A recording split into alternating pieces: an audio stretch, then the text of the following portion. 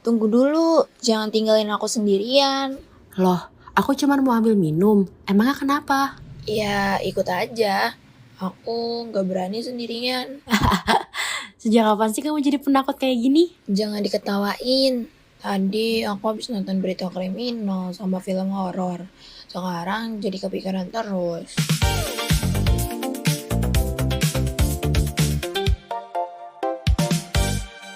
Sobat Edukasi, teori komunikasi kali ini akan membahas topik teori cultivation pada media elektronik dengan judul Media memiliki pengaruh dalam membentuk pola pikir dan sikap audiens secara perlahan.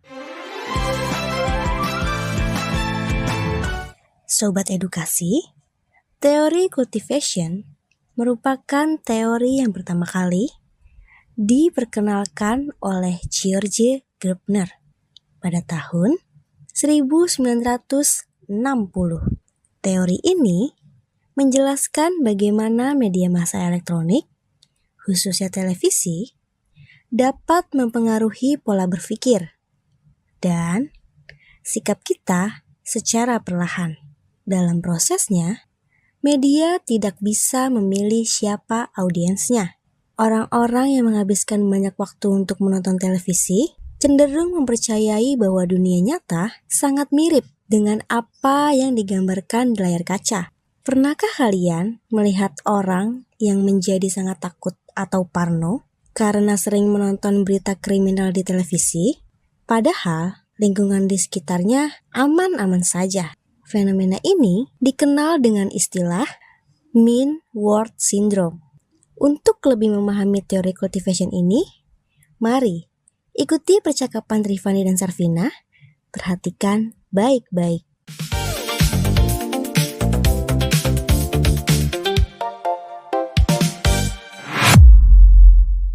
Van, emang kamu nonton berita kriminal dari tadi siang? Iya, berita satu selesai, pindah berita yang lain. Habis itu nonton cuplikan film horor lagi.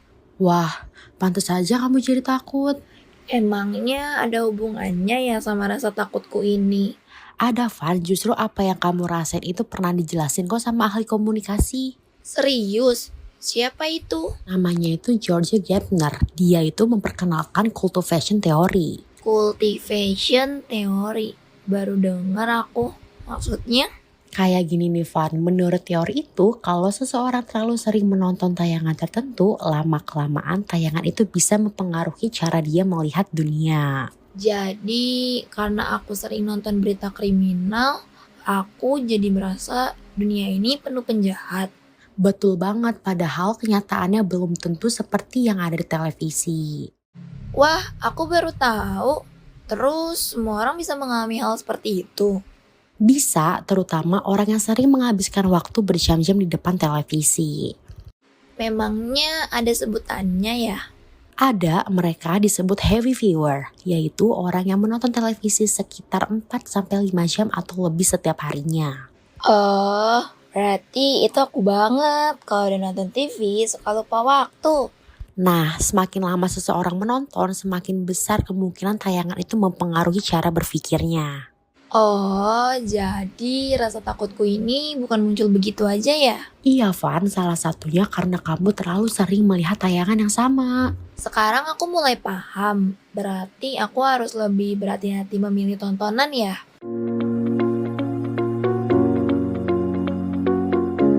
Sobat Edukasi, orang yang menghabiskan banyak waktu untuk menonton televisi disebut dengan heavy viewer. Semakin sering seseorang terpapar tayangan yang sama, semakin besar pula pengaruh media terhadap cara pandangnya kepada dunia. Salah satu dampaknya adalah mean world syndrome, yaitu perasaan seolah-olah dunia nyata lebih menyeramkan daripada kenyataan. Itulah yang dimaksud dalam cultivation theory, yang mengingatkan kita bahwa apa yang ditampilkan di televisi tidak selalu sama dengan kehidupan nyata. Untuk lebih memahaminya, mari kita ikuti kembali percakapan Rifani dan Sarvina Perhatikan baik-baik.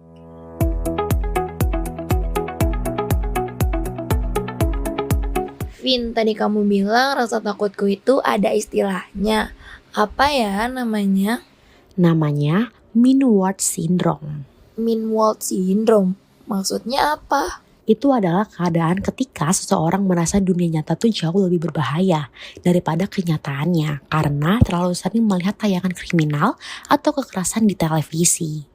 Oh, jadi walaupun lingkungan rumahku aman, aku tetap merasa takut karena yang kebayang terus itu berita yang aku tonton. Betul banget, itu adalah salah satu pengaruh yang dijelaskan dalam kultur fashion theory. Terus, tadi kamu juga sempat bilang deh ada istilah lain selain Mean-Wald Syndrome. Apa itu? Namanya mainstreaming. Maksudnya, orang-orang yang berbeda latar belakang bisa memiliki cara pandang yang hampir sama karena mereka terus-menerus menonton tayangan yang sama. Wah, berarti media memang bisa mempengaruhi cara kita berpikir ya. Mulai sekarang, aku bakal lebih bijak memilih tontonan dan gak akan nonton berlebihan lagi.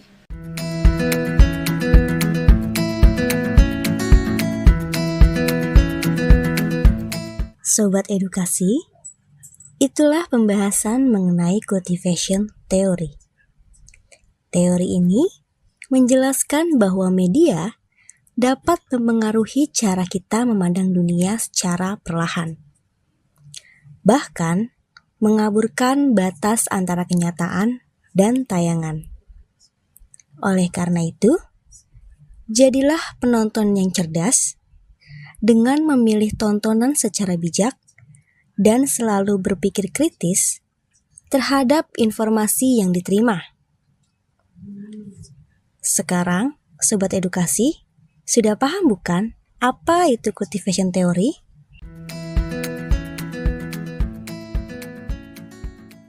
Sobat Edukasi, media audio pembelajaran ini diproduksi oleh UG Radio Hit Station dalam mata kuliah Produksi Program Radio dengan program studi Ilmu Komunikasi Fakultas Ilmu Komunikasi Universitas Gunadarma. Sampai jumpa di pembahasan teori berikutnya. Tetap gemar mengamati, berpikir kritis, dan terus berkarya.